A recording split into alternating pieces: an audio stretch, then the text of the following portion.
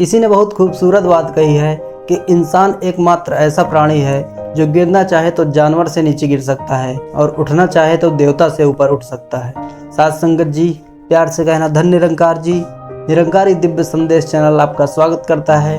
फिर से लाया हूँ आप सबके लिए एक नई साखी। साथ संगत जी, पुराने समय की बात है, कुछ तीर्थ यात्री एक बार एक संत से मिलने गए और उन संत से बोला, महाराज आप भी चलिए तीर्थ यात्रा के लिए।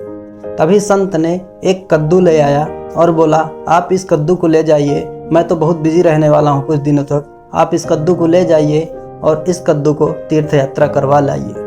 यह सुनकर के जो बाकी के तीर्थ यात्री थे एक बार तो काफ़ी भौचक्के रह गए।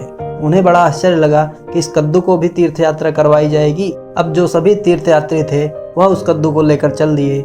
जहाँ जहाँ वह जिस घाट पर जाते, जिस नदी पे जाते, वहाँ उसे स्नान कराते और उसके ऊपर चंदन टीका वगैरह लगा देते। इसके बाद कुछ दिनों में उनकी तीर्थ यात्रा पूरी हो गई और कद्दू के साथ वह भी उस संत के यहाँ पहुँचे और कद्दू को संत को दे दिया और बोले, इस कद्दू की हमने तीर्थ यात्रा करवा दी।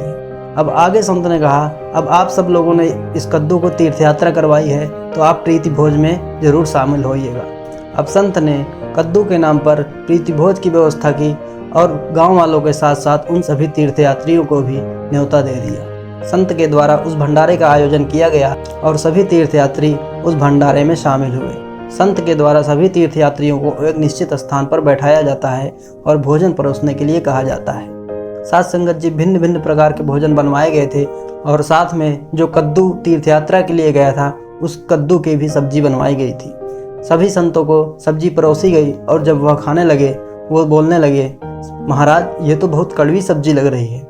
तभी संत ने उन तीर्थयात्रियों से कहा, मैंने तो इस कद्दू को तीर्थयात्रा पर इसीलिए भेजा था ताकि यह मीठा हो जाए, बाकी यह कड़वा तो पहले ही था, लगता है आप लोगों ने इसे तीर्थयात्रा नहीं करवाई है। सभी तीर्थयात्री बोले, महाराज हमने इसको भली भांति से तीर्थयात्रा करवाया है, भला यह कद्दू तीर्थयात्रा करवाने से कड़वा से मीठा कैसे हो जाएगा। तभी संत ने कहा, हम इंसानों को समस्त जीव जंतुओं से ज़्यादा सोचने समझने की शक्ति दी गई है, फिर भी हम सबसे ज़्यादा नादानी करते हैं। अर्थात संत का कहने का यह तात्पर्य था कि जब यह कद्दू कड़वे से मीठा नहीं हो सकता तो हमारा मन तीर्थ यात्रा करने से कैसे शुद्ध हो जाएगा। हम लोग इतना सुंदर जन्म पाकर भी नीचे दर्जे वाला कार्य किए जा रहे हैं। अक्सर धार्मिक उन्हें माना जाता है जो पठन पाठ करते हैं, जप तप में विश्वास करते हैं, लेकिन असल में इंसान तो वह है जो मानवता की कद्र करता है और जो दूसरों के हित के लिए कार्य करता है।